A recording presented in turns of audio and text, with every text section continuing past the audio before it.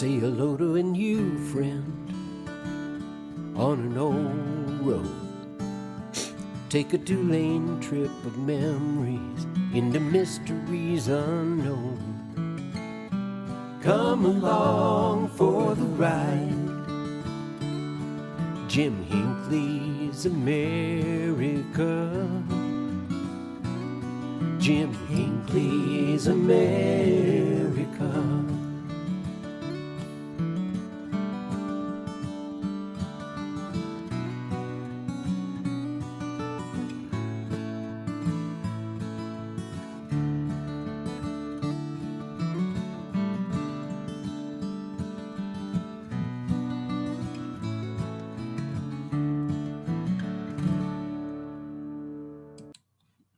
Hey, good morning, my friends. Well, here we go. I don't know if we skipped winter, went right to spring here in western Arizona, northwestern Arizona. And, I'm not sure if we're I'm just not sure if we're going to skip spring and just go right for summer. Had our first 90-degree day a couple of days ago and kind of put a rush on getting the garden together. Today we're going to do something a little moving, if you will. A little bit of tongue-in-cheek pun there, if you will.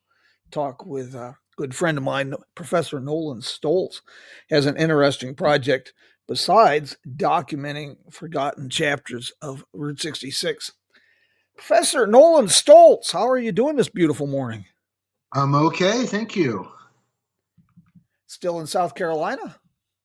Technically North Carolina. I'm up in Charlotte. There's a film festival yesterday. Okay. So let's talk about the Route 66 suite and Arizona a little bit. This I listened and posted on YouTube. You had a section with the Oklahoma Orchestra performing part of your 66 suite, and man, I was impressed. Very impressed. Yeah, that was the 26 gas stations movement that they performed.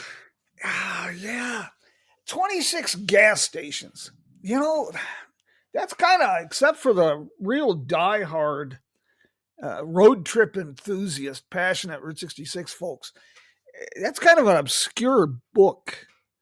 But it is, I'm surprised by how many people have been inspired by it for different projects.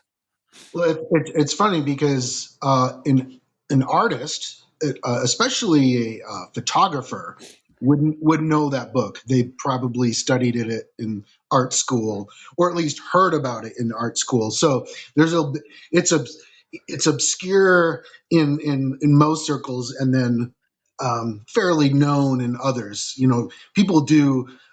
Major art museums rather do large exhibitions of Rouché's work. You know, the MoMA in New York City, or Oklahoma City Contemporary Art Museum, and so on. Rouché's work, what prompted him to write a book about 26 gas stations? I don't imagine it was just a search for bathrooms on the highway. Well, you know, there is actually a sweet backstory to it. He's from Oklahoma City, but he moved to LA when he was young, became an established artist out there, and he drove home to Oklahoma City to visit his parents. So those photographs that you see in the book were taken on his way to and from, LA and Oklahoma City. Now, he never really talked about it that much. The only description you have in the book is the city that it's in and the brand of gasoline. That's it. There's no description other than that. What year was that put out? 1963, and then there is a couple more editions a little bit later, but they're so rare that they cost thousands, and a lot of them just aren't for sale. They're just in museums and things, collections. I don't imagine he published very many. No, photography books weren't really a thing at the time. And in fact, the Library of Congress rejected it because they're like, well, what is this? This little tiny book. It's a small book. It's not like a full size, 10 by 13 book or something. And this little thing, and there's some pictures of gas stations, and there's no text other than they actually rejected it. And then he made a piece that was like, I think it's titled like "Rejected by the Library of Congress." I think was this next work or something. It's not enough to have a book on obscure gas stations, but to have it rejected. A photography book, like you said, probably wasn't overly popular, but I can't imagine a photography book of just obscure gas stations. Well, Yeah. so the photographs were taken in 1962, and those were of stations that were of the time. So it's Right. not like it had any historical significance, or any of them had. Maybe they did, but he certainly didn't share that in any text. So it just leaves the, I want to say reader, just leaves the audience thinking, well, what am I looking at? This is just a gas station. It's quite pedestrian, pardon the pun. Yeah, that's a polite way to put it. Well, how did you? I mean, this obviously played a big role and inspiration for the Route 66 suite. How did that come about, Nolan?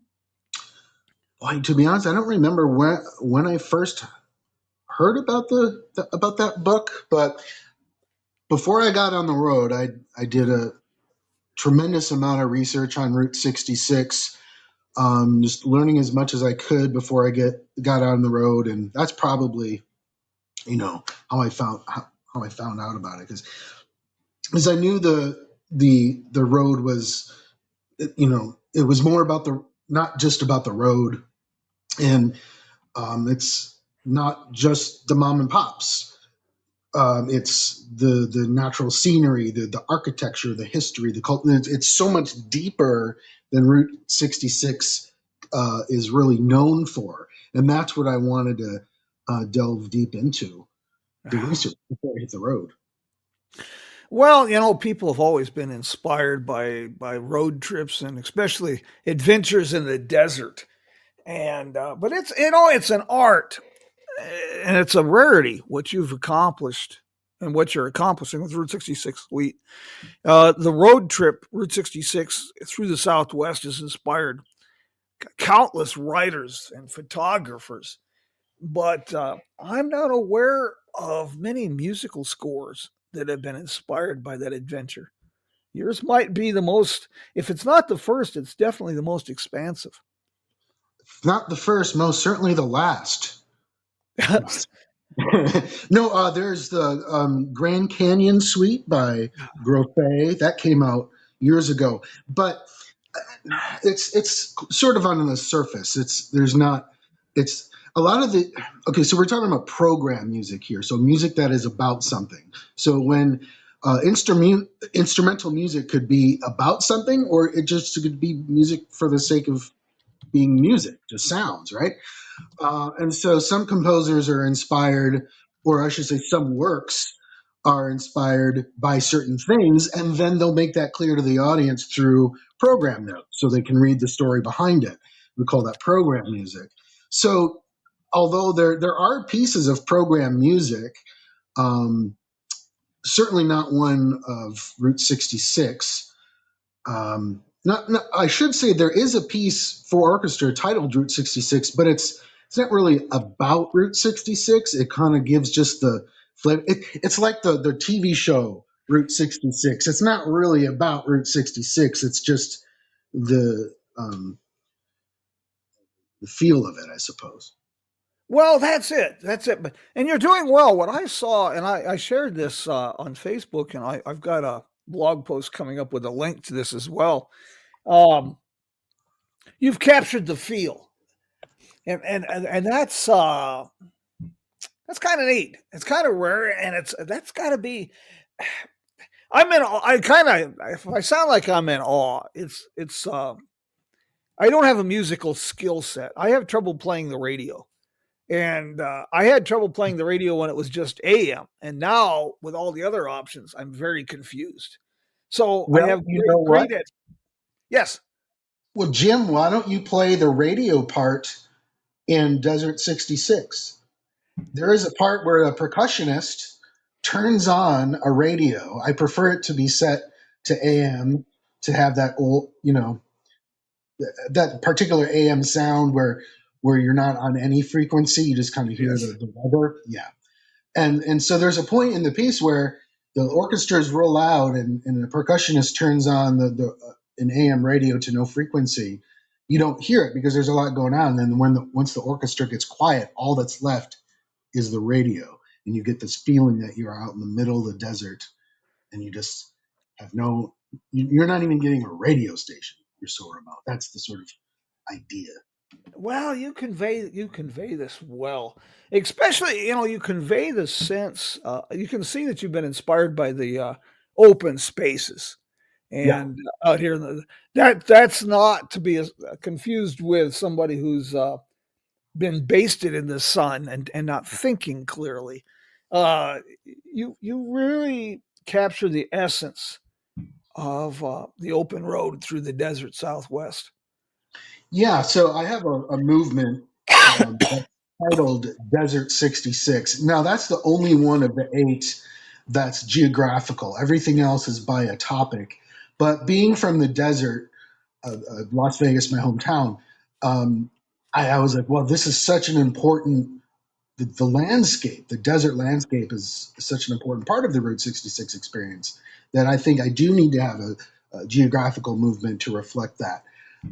I have something similar in the Lincoln Highway suite called Prairie View, and you get the sense of the open prairies and the rolling hills and a lot of the open spaces. So there's some similarity to that here with the open spaces, but the difference here is that it is stark. It is there are moments where you just feel like there is nothing. You hear a distant train. That's another thing. A lot of trains out in the desert. So you hear a train horn from a few miles away, echoing across the mountains, and so on. You hear a rattlesnake. Little sounds that evoke desert. Now, this is your second suite you've written. The first was the Lincoln Highway, tribute Yeah, to the Lincoln Highway. yeah. So I wrote the Lincoln Highway Suite in 2013 for the 100th year um, anniversary, and because that was the idea. I wanted to write a piece about America and sort of a piece of Americana, if you will, and I wanted to reflect the entire country. And I thought, oh, how about the first coast to coast highway? That way, I'm getting all the way from West Coast to East Coast, and and I wrote it in that year, and it was performed. Well, the full piece was premiered in 2014, the year after, but then individual movements were performed the centennial year. And I thought, I want to do the Route 66 week, but I want to make sure it's done in time where orchestras can market it as, hey, we're celebrating the centennial. So that way it's ready for them in the centennial rather than me writing it in the centennial. Right, right. Uh, do you have performances lined up for this next year? Locations, or is that I still in have the process? It's still in the process. I have one that will be in September. I can't. I'll have to wait till they do their official. Right. Um, Typically, orchestras will announce the next season on their last concert, and then people will buy season tickets at that day. That's pretty typical. Yes. Not always though. So for this orchestra, I keep going to their website to see if they've posted their next season. They have it. So I'm not announcing that one yet, but it will be another what I'm calling a preview performance. So anything in 2025, I'm calling a preview. That allows me to make any changes. So what you heard on YouTube out of Oklahoma City, that was a preview. I might make some changes. I might not. Uh, a little bit of artistic license there. Yeah. Absolutely. Plus, Route 66 didn't turn 100 until won't turn 100 until November 11th, 2026. So, Well, yeah, yeah, we're going to be splitting a lot of hairs on this thing. I know in yeah, the coming year. Nolan, this is really impressive, and you've made so many trips up and down Route 66. Uh, to capture this. And you got kind of sidetracked a little bit. I wouldn't just say sidetracked, but you found another chapter in this story is by documenting so many of these obscure places along Route 66. And we've talked about this before, but I greatly appreciate that because that has filled in a chapter, several chapters in the Route 66 story. But now you're providing the highway with a theme song, and that's kind of impressive. Well, I still give credit, for to Bobby Troop for his theme song, Sure. and of course Nelson Riddle for his theme song for the TV show. Yep. But again, that's just surface. I wanted to dig deep, and I thought if I'm going to do this, I'm going to dig deep, or original research. Go beyond. Okay, what? Yes, I've read all the Route 66 books. Even your one that kind of creeped me out that I had to put. What was your what's the 66 one? It's like real dark. Murder and Murder Mayhem. and Mayhem. Yes, yeah. Like the lighter side of Route 66. Right. So I'm reading this on the road. I'm like, you know what? I think I'm gonna save this till I'm after.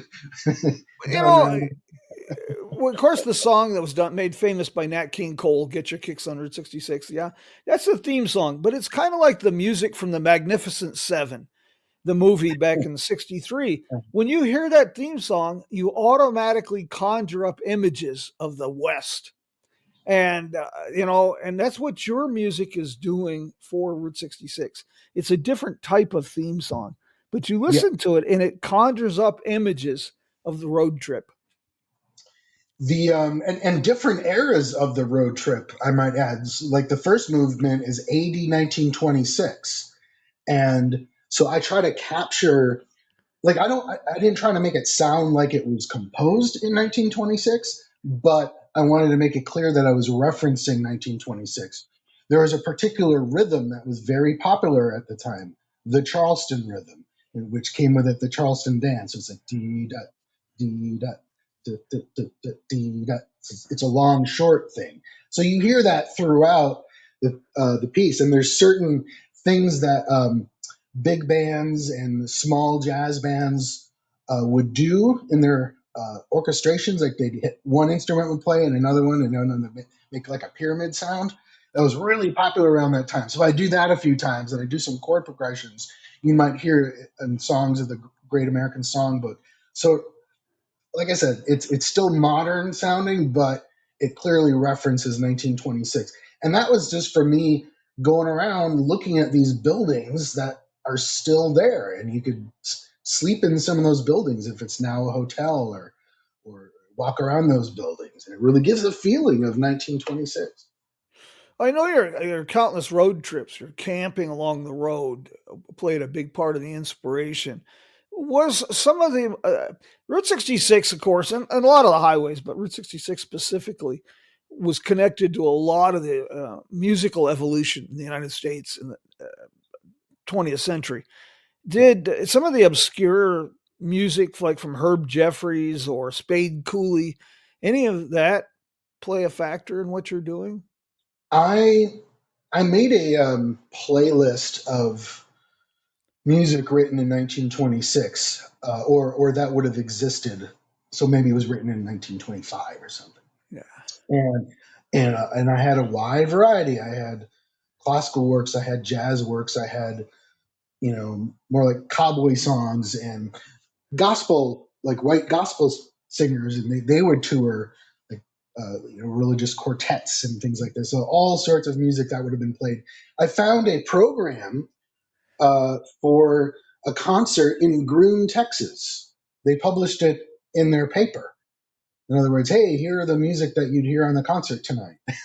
So that gave me an idea of, okay, what were people listening to at the time? So I listened to a lot of that, and I'm not quoting any of these works, but it just kind of gave me a frame of reference. Right. Yeah. Well, God, first of all, Groom, Texas having concerts and Groom, Texas having a newspaper, that's just pretty boggling. Anybody who's familiar with Groom, Texas is It is to say it's a small town is an understatement. I think First Street's the edge of town, and I'm not sure they can run their air conditioner and stoplight at the same time. But They had a movie theater. They had a silent movie theater. Um, I don't know what building they would have had it in, but they had a projector. It would have been a silent movie theater, so maybe they had a piano um, for someone to play. The person that put on the concert was moved from Amarillo, and he was a violinist, and he taught at the school private lessons, music, and that was like their recital. And then there was a pianist that lived in town that was the accompanist.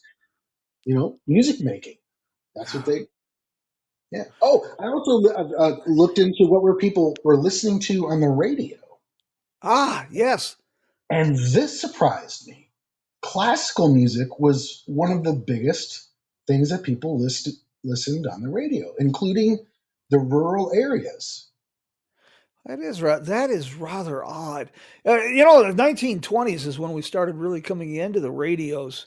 Automotive car radios started coming into being in mid 20s, and then of course you had some of the big radio stations coming into being at that time. Yeah, Kind of a sidetrack point of interest, but the classic music fascinates me. I would never have guessed that for rural areas, but I wouldn't.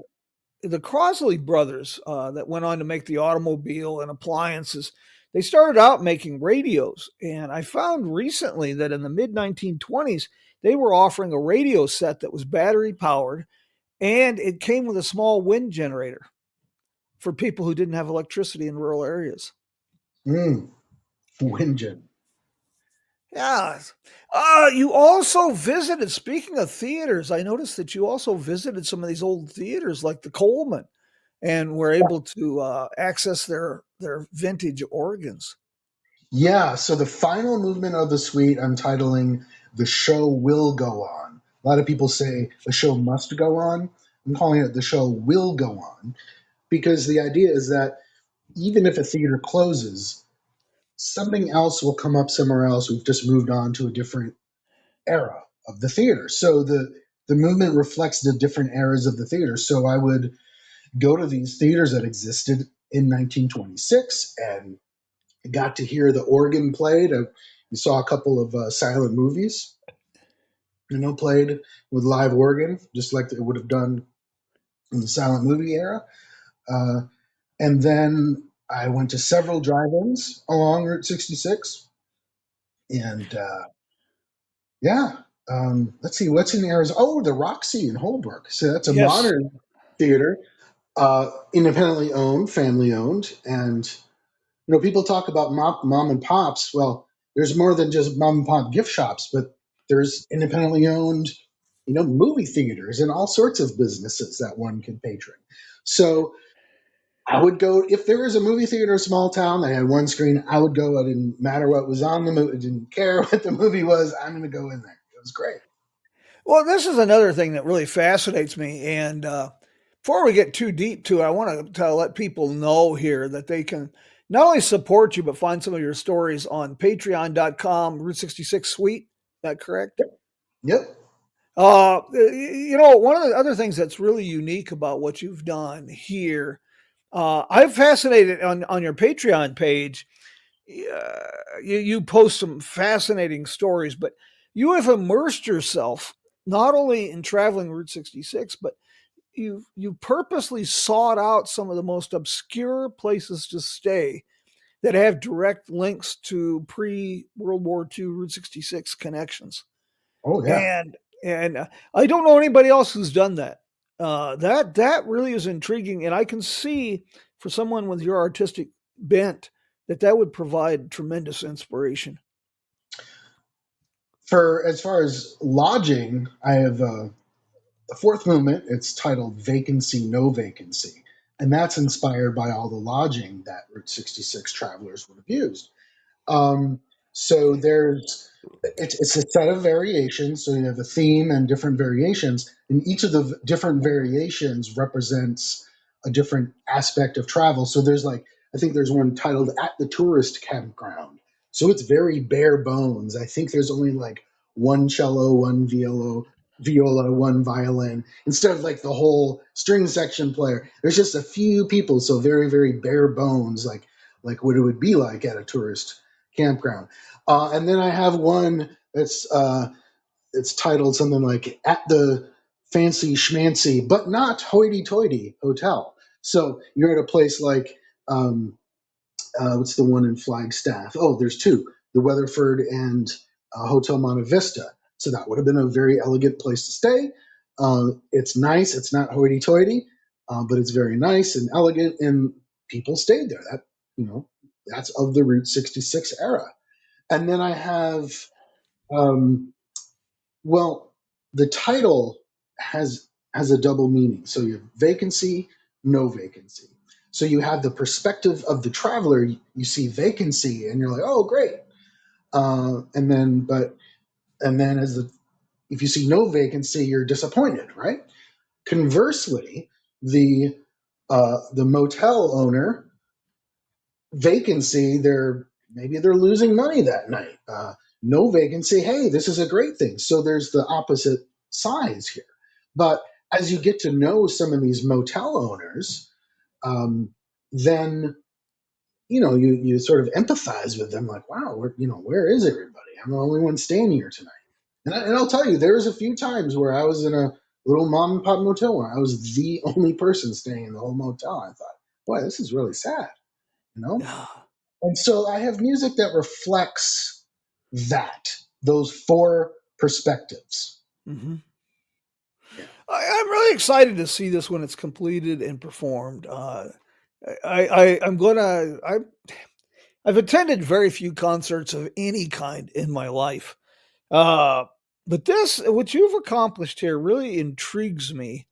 And what I've seen, I find it fascinating because, like I said, I go back there again. The one that pops into my head is the theme from the Magnificent Seven. How that music conveys these mental images, and what you're accomplishing here is really quite interesting. The way it conveys that the word pictures that it conjures up in your mind, and of course that's the idea, I suppose, is of good music. Well, good program music, I would say. Yeah, So I am trying to evoke a certain image or a feeling. And a lot of people ask, well, are you going to have visuals behind the orchestra? And I say, no, because what happens, and I've seen it happen with the Lincoln Highway Suite, is the audience is staring at the screen waiting for the next slide to come up. They're not actually listening. So I right. said, well, if anything, if we're going to do visuals, let's do them right before the movement, while the players are shuffling around and, you know, percussionists are moving things or whatever. In the couple minutes between movements, maybe we could do that then, but then have the screen go black. So that way those images are in their memory, in their recent memory. But, I'm not a photographer. I've only been documenting for my own purposes for reference. Uh, so I wouldn't want to present my photographs as if it's a piece of the art. You know what I mean? Well, yeah, and in this instance, what you've done, photographs would be a distraction. Now, Yeah, photographs, like you mentioned, in between old postcards, photographs, that might enhance it, but you would not. I don't think slideshow, if you will, during the movement. I don't think. I think that would be more of a distraction. I think that yeah, would really hinder unleashing the imagination in this. absolutely. Yep. Because then people can bring their own, memories into it. That they might hear something that evokes it. They might hear the train horn, and I'm telling you, you hear like four horns or even some cellos play the same pitches that you hear on a horn from a train, and you can picture that train. Excuse me. Or the bell. I have a bit in 1980, 1926, where the bell on the front of the train would kind of rock back at an uneven, as the train is approaching. Those types of sounds evoke images, but perhaps also memories of a certain time in someone's life, and then all of that can come into play in this piece. This is really intriguing, Nolan. I'm really impressed with this, and it's a different take on Route 66. That's what I find interesting. A lot of people, as we get close to the centennial, are really focused on more of the historic aspect. And what you're creating here is something living instead of I don't want to say dusty. That's not the right word for it. But a lot of what myself and others are doing with the centennial kind of has that dusty feel to it. The past is still there; it's tangible, but it's kind of dead. Uh, you bring it to There's a life. sepia tone. Yeah, you bring it to life. You're bringing it to life with this, Thank you. and Well, you say those are looking at the centennial and they're looking at the history, but I feel like they're only looking at a very small, narrow yes. time in history, maybe 10 years, maybe mid 50s to mid 50s. Well, and even if they're looking at the whole thing, they're looking at small pieces. It's kind of disjointed, if you will. Yeah, yeah. And this, what you're doing here, brings it, gives it continuity. It brings it to life, and it's all these pieces are important. They each play a part, but what you've done here is kind of unique. It's different and refreshing. I think that's the word I'm looking for. I like that. You even did what they did in 1926 and 1936. You spent a lot of time camping along Route 66 here, especially in the Southwest. You Yeah. said, yeah, So, yeah, that, so that would relate to at the tourist campground variation from vacancy, no vacancy, but also to the 1926 moment. There's a moment where, where it just feels like you're traveling on this road and all of a sudden your car breaks down and you're like, what do I do now? And then you hear a train and maybe that's the saving grace. Who knows? But camping and getting to know what that would have felt like, and I just keep bringing it back to trains because that's what you hear at night. So many trains, and that makes sense because that was the main way for travel in the early years. So of course the resources for trains were there. Let me give you an example. Pica, Arizona. yes, Okay, so there's water for trains, but there could be water for cars, and then there was some housing there. So essentially, that's a ghost town. But that would have been a little bit away from the road, but it's within earshot. So if you're traveling that dirt bit of 66, you could have just veered off to the left and went down to Pico and got some, whatever supplies you needed or whatever. there was a little depot there and a couple other little items, and it's not that far off Route 66. This is in the Aubrey Valley, west of Seligman, Arizona. Uh, That's within spitting distance of Route 66. When you were out there at Pica, did the big water tanks there, did they have that graffiti on them when you were there? Oh, I don't remember, to be honest. I'm not a fan of graffiti at all, but whoever the person who painstakingly added Native American artistry to those water tanks, I was just out there recently. It's pretty jaw dropping. The skill level, and I can't imagine how much time that took to do that in such an obscure place. Yeah. Did you camp down there at Pica? Or? No, I just drove that little bit of 66, the dirt version, Yeah, for a few miles, and got that feeling. Yeah. yeah, that's an interesting section of Route 66, the National Old Trails Road out there. Real interesting. Certain times you can still find herds of pronghorn antelope. It's got a real sense of timelessness out there. That's a real interesting area. How many times have you've traveled Route 66? What, a dozen times now? Just in a relatively short period of time. Well, from 2021 to 22, for those 400 days, I did it 10 times. And then the following summer, summer of 2023, I did it two more times. Yeah. So I guess five complete round trips. And those are, that's in recent years. There's been other ones in previous years that were partial All right. 56 trips, but not. And I certainly wasn't like, oh, I'm doing this to get inspiration for music. I was just, driving. Oh, I need to go this way. Let me take Route 66 to get there. That was the previous way of doing it. It's interesting what Route 66, I've heard it referenced as the road of dreams. And obviously it's touched you in that way as well. It's kind of invoked something. The Lincoln Highway suite, what prompted you to consider that one? That's Well, because even though that was the centennial coming up, the Lincoln Highway, eh, especially compared to Route 66, is a little bit obscure for a lot of people.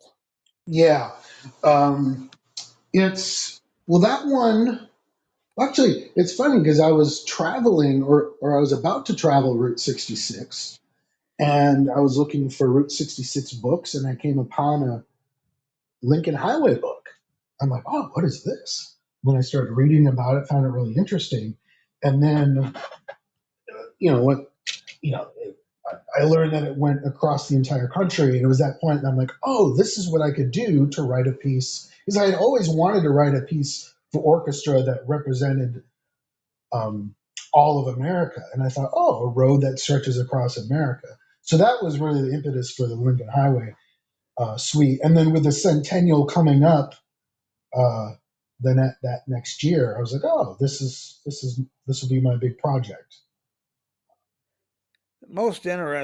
Most interesting indeed. I notice we have Denny Gibson with us, and Denny's pretty familiar with the Lincoln Highway. He's had some adventures out there as well as Route 66. Uh, there's something about Route 66 though that's really different, and that's something else that you somehow managed to capture and convey with Route 66 Suite.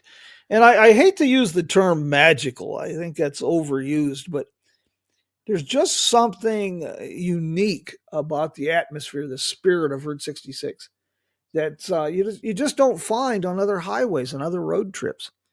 No, no, you really don't. Have you completed the entire suite at this time, or is it still a work in progress? Still a work in progress. There are six movements that are complete. No, I'd say five that are totally complete, a sixth one that's pretty close, a seventh one that needs a lot of work to redo, and then I haven't even started the last one. The show will go on, and that one's on purpose because I'm going to have a big finale at the end of the eighth movement that's bringing back parts of all seven movements that precede it. So I really need to get the first seven done before I can really do part eight. How many movements? How many parts will there be in the completed project? There'll be eight, so that eighth one will be the final movement, and there'll be a finale at the end of that movement to wrap the whole piece up. I also have it divided into two parts. So like movements 1 through 4 work as a group, and 5 through 8 will work as a group as well. Well, do you have a kind of a rough date when you will have this completed and pretty much ready to go? Um, I'm hoping by the end of summer. Uh, yeah. It's a little premature, but do you have any ideas on where the premiere will be, so to speak? Um, no. Well, I have an idea of where we might do the we might premiere the whole thing, or I'm not sure if we're going to do the whole thing or parts. There's another orchestra that's just going to do vacancy, no vacancy, but that'll be a preview anyways. So really my goal is I need to contact conductors, executive directors of orchestras, and let them know that the centennial is coming up. I'm also throwing out there to them that America turns 250. So, and Route 66's birthday is November 11th, being Veterans Day. So I'm trying to feed them ideas, like maybe they could do a patriotic like concert or Americana type concert in November. The thing is, most orchestras aren't playing in the summers, and if they are, they're not the same set of musicians that are doing those outdoor summer concerts.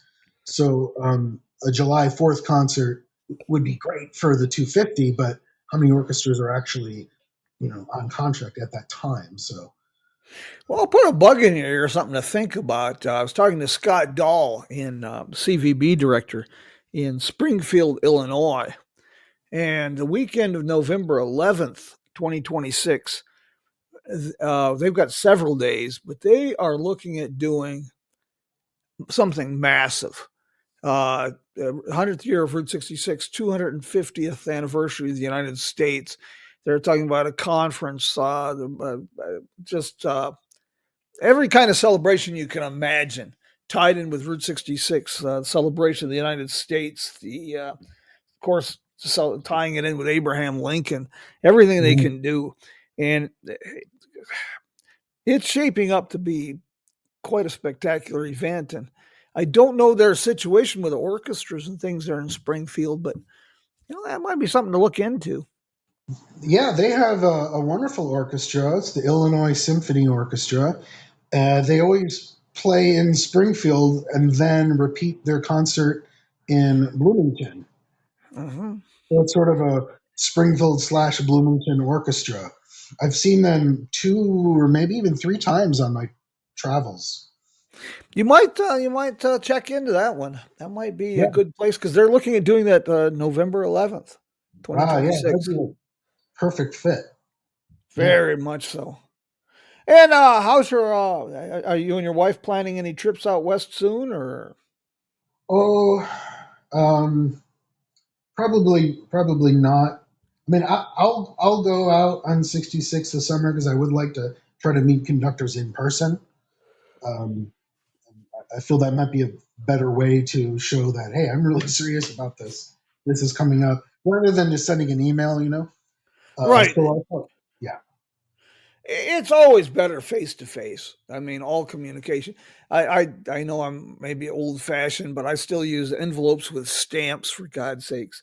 So I'm a big fan of doing things face to face. I Yeah, just so yeah, I'll probably go out there, but she's got a trip planned to Canada and other things going on, so I don't know if she'll join me on 66 or not. But very good. Nolan, I want to thank you for doing this. I know this has been a labor of love. Like so many artistic endeavors, it's not done so much for the money because, well, if it's done for the money, then if somebody tells you they're doing things like this for the money, they're delusional. yeah, Because yeah, that just doesn't happen. So it's got yeah, to be a labor of love. yeah. I've lost enough money on this project so far that I won't recoup enough. That's clearly not why I'm doing it. No. It's a dedication, kind of a love letter sort of thing. Yeah, yeah. 1 hour love letter to Route 66 in musical notes.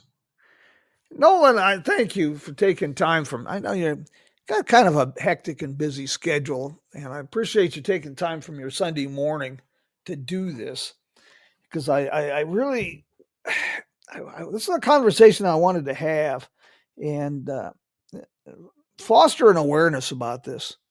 Encourage people to be on the lookout for this and to follow your exploits, not just musically, but of course your exploits in general, especially on stuff you've been sharing there on Patreon, your day trips. Yeah, It's, I've been, I have all these photos and videos from 3 years ago that are sitting on my hard drive. So I've been putting them up as a Patreon post exactly 3 days later. So you can sort of virtually travel along all 10 of these trips. well, that's good. That's good stuff. I really appreciate that. Denny says that he was a little surprised that your Lincoln Highway suite wasn't more successful, but he had not considered the before Centennial versus during Centennial. And he said your slideshow comments rang true. So obviously, so Denny's aware of your work. Yeah.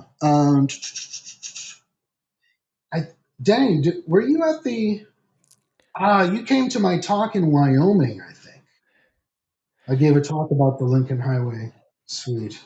Yeah, it's interesting because if you live near the Lincoln Highway, you've heard of it because the signs still say Lincoln Highway. But outside of the Lincoln Highway communities, it just does not get the attention that Route 66 does. But that's another thing that makes Route 66 really unique. Uh, I, I, you know, Highway 6, Route 6, US 6 is another. I've talked about this endlessly, but I can't tell you how many people I've talked to on that live on US 6. They know about it. They know that it's runs. I talked to somebody in Colorado. Oh yeah, that crosses the state. And you talk to them that it's actually goes from ocean to ocean originally, and they just look at you with a blank stare. No Yeah. idea. Denny says yes, he met at the conference there. Yeah. And Greg Hassman, too. Yeah, I forgot. Greg was living in Wyoming at the time. Yeah, he wasn't really doing Route 66 related stuff at the times. It's kind of funny how we both migrated to 66 interest at about the same time. No, Greg Hassman is working for the Albuquerque Review Journal now, and he was one of the contributors to a Route 66 anthology that I was honored to be a part of, being published this year. But yeah, he's come and gone with Route 66. I met him before he went to Wyoming. He was doing some Route 66 things. Then he moved to Oh, Wyoming and got involved with the Lincoln Highway, and then migrated back to a Route 66 involvement. ah. Well, Nolan, thank you again for doing this morning. I greatly appreciated this. I always enjoy our visits, and it's even better when we can share this with folks and talk to people a bit and get ideas, foster awareness, and Awareness will help. Let it, making your local symphony orchestra aware that this piece is, you know, part of it's it's ready to go, and the rest of it will be ready to go by the centennial. we try to keep this on a Sunday morning as kind of an oasis because the world is such a crazy place right now, and everybody's stressed and running in circles, and it's like watching chickens being chased by cats, and it's. I try to keep this a place with a little bit of inspiration and give people some thought, and you've done a great job with what you're doing, and I for one am very appreciative. Well, thank you, Jim. That means a lot to me. You bet. You take care of yourself, Nolan, and please say hello to your wife. And you get out this way, we'll go look for some rocks. I know where there's a few. Okay, I'm positive she would absolutely love that. Yes. Hey, next week we're gonna do something a little different. We're gonna still do some Route 66 stuff, but we're gonna take a culinary adventure instead of a musical adventure on Route 66. I have learned that Linda Taylor has a new book coming out, the Route 66 Cookbook, but she's done this a little bit different. She's managed to weave history, trivia, and then in with recipes. Somehow she has managed to get restaurants along Route 66 some of the classics, some of the more obscure, and some of the others to give up their specialty recipes. So it makes it possible to a new way for you to share the Route 66 adventure with your friends when you get home. Cook up a good meal that is reminiscent of the Ariston Cafe or the Rock Cafe. And so we're going to have a good time next week talking with Linda. We'll do something that'll inspire some food, some eating ideas. On the 27th of April, I got something I am really excited about. We're going to be talking with Jim Ross and Shelley Graham. They're both pioneers in the Route 66 Renaissance movement. Jim Ross, Jerry McClanahan, Michael Wallace, Angel Delgadillo. Everything I've done as far as Route 66 has been built on their shoulders, so to speak. But they have a Route 66 Centennial book coming out, and they've got a couple preservation projects, as always, that they're involved with in Oklahoma. And we'll be talking to them on the 27th. And I find that really exciting because I've known Shelley for, oh God, I hate to even think about it, 30 some years. And Jim almost as long. Jim's also written a couple other really heavily detailed books on Route 66. So that's a conversation I'm looking forward to very much. And then on May 4th, we've got photographer David Schwartz. He's going to be talking about the twists and turns of his photographic career until he discovered Route 66 and what happened afterwards. He's a tremendous photographer. His work appears in Route magazine and other publications, and he's got quite a story to tell. And then May 11th, we're going to talk to Tim Webb and Lenore Knudsen. These are real visionaries on Route 66. They've acquired almost an entire block of condemned properties along Route 66 in Kingman, Arizona, and transformed them. 1940s gas station. They have gone to great length to preserve this as it was. They went so far as to go all the way to Pennsylvania to get an original Pegasus for a mobile station to put on the building. And it's now a small museum, gift shop, and bike rental for the hiking trails and things that we have here. The building next door is a 1930s diner that was abandoned for decades. And they've converted that into a beautiful ice cream parlor. And then they cleaned up a lot of the condemned stuff that was beyond salvage in between. And they took over Denny Moore's 1950s Roadhouse, created mud on 66. And in between, they're putting in vintage travel trailers that's been Airstream trailers converted into Airbnb rentals. And that'll be Tin Can Alley, which will be opening in a few weeks. So we'll be talking to them on the 11th. And we're going to deviate a little bit on the May 18th. We're going to talk to Jim Featherstone and Olivia about internet security, especially for small businesses. It's not exactly road trip inspiring, but this is a really important conversation that I'm looking forward to.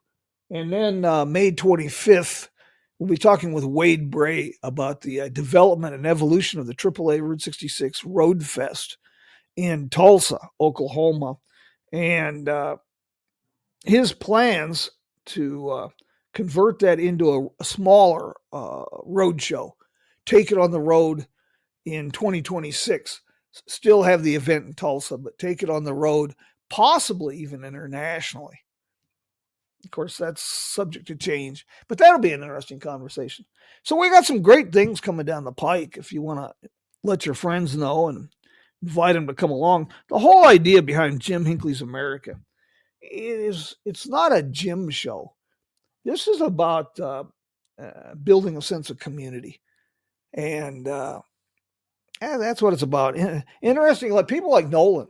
I want to introduce people to fascinating and inspirational people. And I want to give those fascinating and inspirational people a platform through the podcast here and Coffee with Jim Hinckley's America. That's the idea. Well, my friends, I hope that you can join us and next week. And next week you might want to get some coffee and a Danish because we're going to be talking food. And anybody who knows me, I get in this kind of shape because I like food. And road trip food is something I would greatly enjoy. Nolan, again, thank you so very, very much. And, well, we'll talk again soon. Definitely. Meanwhile, if you're planning a Road 66 road trip and you're kind of intimidated by all the planning, well, we got a few folks can help you with that. You might check out Route Trip USA, Stephen Disbrow and his wife. They not only do Route 66 road trips, but they also do Canadian adventures. They customize it. They hire a great deal of consultants to help put together bespoke road trips. I know a few of the consultants. I see one when I look in the mirror in the morning when I shave. Gilligan's Route 66 Tours. He's got a great group tour option as well as self-drive. Very innovative self-drive Route 66 tour. He does a first-class Mississippi River tour, Minneapolis to New Orleans. And, of course, Austin Coop. He was on the program a couple of weeks ago. And Two-Lane America. He's got some great, great trips he puts together. Not only Route 66, but Southern Michigan Automotive Museum Tour. That's pretty neat.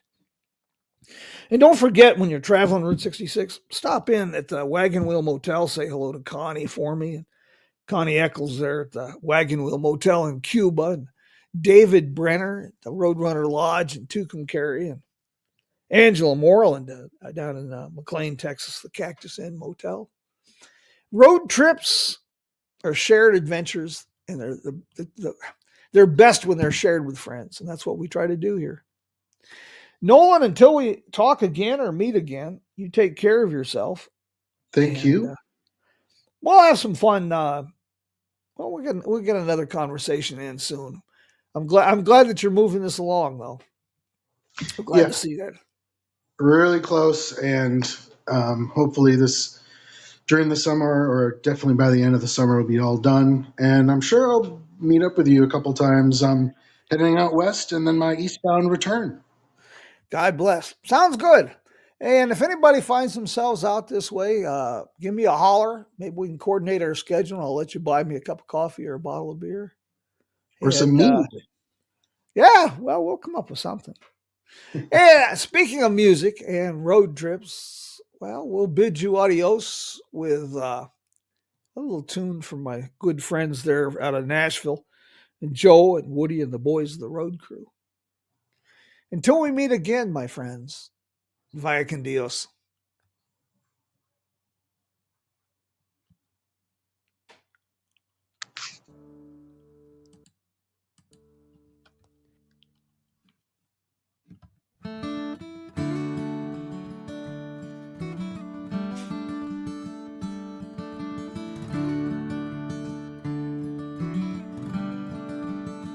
Say hello to a new friend on an old road.